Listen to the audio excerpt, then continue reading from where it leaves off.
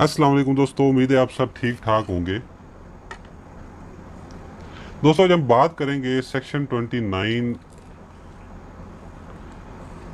जो डील करता है गार्डियन एंड वार्ड एक्ट का। कुछ लिमिटेशंस हैं गार्डियन की पास पे, जो गार्डियन प्रॉपर्टी के लिए अपॉइंट होता है या डिक्लेयर होता है कोर्ट पे। अब जो गार्डियन प्रॉपर्टी के लिए अपॉइंट होता है वो खुद मुख्तार नहीं हो जाता और वो हर फैसला जायदाद के बारे में, माइनर की जायदाद के बारे में नहीं ले सकता। यही हम देखेंगे कि क्या क्या लिमिटेशंस हैं।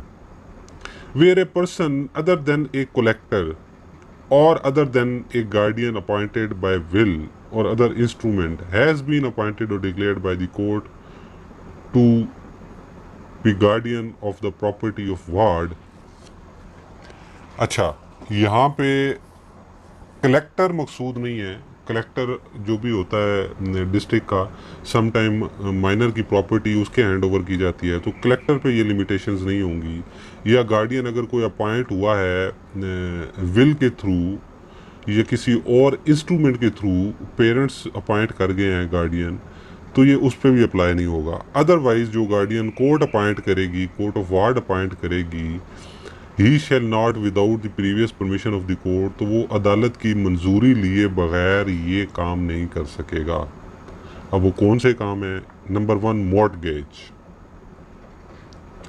वो गिरवी या रहन नहीं रख सकता माइनर की ज़मीन को किसी के पास भी, बैंक हो या कोई और कोई शख्स हो, वो गिरवी नहीं रख सकेगा। कोई और चार्ज और ट्रांसफ़र बाय सेल बेच नहीं सकता। किसी किस्म का कोई चार्ज उस प्रॉपर्टी पे नहीं ले सकता। गिफ्ट नहीं कर सकता किसी को, एक्सचेंज नहीं कर सकता किसी और प्रॉपर्टी के साथ। उस प्रॉपर्टी पूरी को या उसके किसी एक हिस्से को भी ना वो मॉर्गेज कर सकेगा, ट्रांसफ़र कर सकेगा सेल के ज़रिए, गिफ्ट, एक्सचेंज, वो कुछ भी नहीं कर सकेगा वार्ड की प्रॉपर्टी को, अगर वो कोर्ट ने उसको प्रॉपर्टी का गार्डियन अपॉइंट किया है। B, lease any part of that property for a term exceeding 5 years। 5 साल से ज़्यादा मुद्दत के लिए वो उस प्रॉपर्टी को लीज पे नहीं दे सकता। 5 साल से कम मुद्दत के लिए दे सकता है। 5 साल से अगर ज़्यादा होगा तो फिर उसको कोर्ट से अप्रूवल लेनी पड़ेगी। वो 5 साल से ज़्यादा मुद्दत के लिए लीज पे नहीं दे सकता। और for any term extending more than 1 year beyond the date on which the ward will cease to be a minor.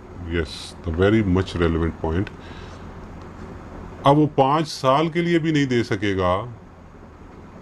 अगर बच्चा इसी साल बालिग हो रहा है तो उसकी बलूगत के 1 साल बाद तक तो वो लीज दे सकता है, उससे ज़्यादा मुद्दत के लिए नहीं दे सकता। मिसाल के तौर पे 2 साल बाद बच्चा बालिग हो रहा है तो वो 5 साल के लिए नहीं दे सकता, क्योंकि बलूगत की डेट के बाद 1 साल मैक्सिमम वो लीज कर सकता है, उससे आगे लीज नहीं कर सकेगा। उसको देखना पड़ेगा बालिग कब हो रहा है और उसकी बलूगत से पहले पहले वो ख़त्म कर दे, बेहतर यही है। और अगर उसने उसको करना भी है लीज, तो बलूगत के 1 साल बाद तक कर सकता है। इससे ज़्यादा पीरियड के लिए वो लीज रेलेवेंट नहीं होगी।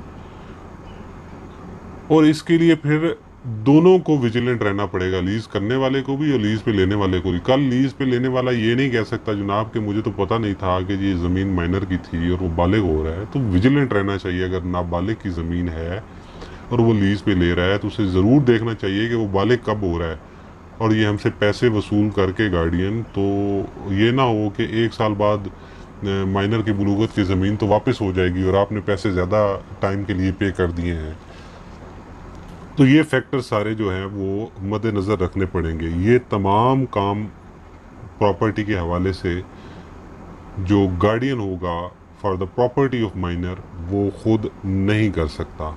ये नहीं है कि किया नहीं जा सकता, वो मॉर्टगेज कर सकता है, वो ट्रांसफ़र भी कर सकता है through sale, gift, exchange, otherwise ये जितना कुछ है वो कर सकता है। लेकिन कैसे करेगा?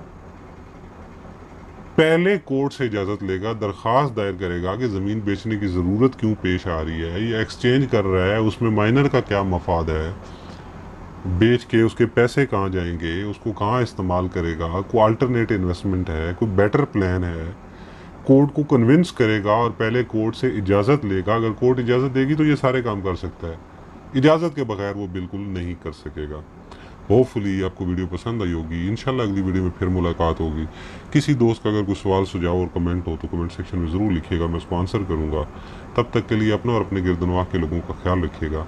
अल्लाह हाफिज़।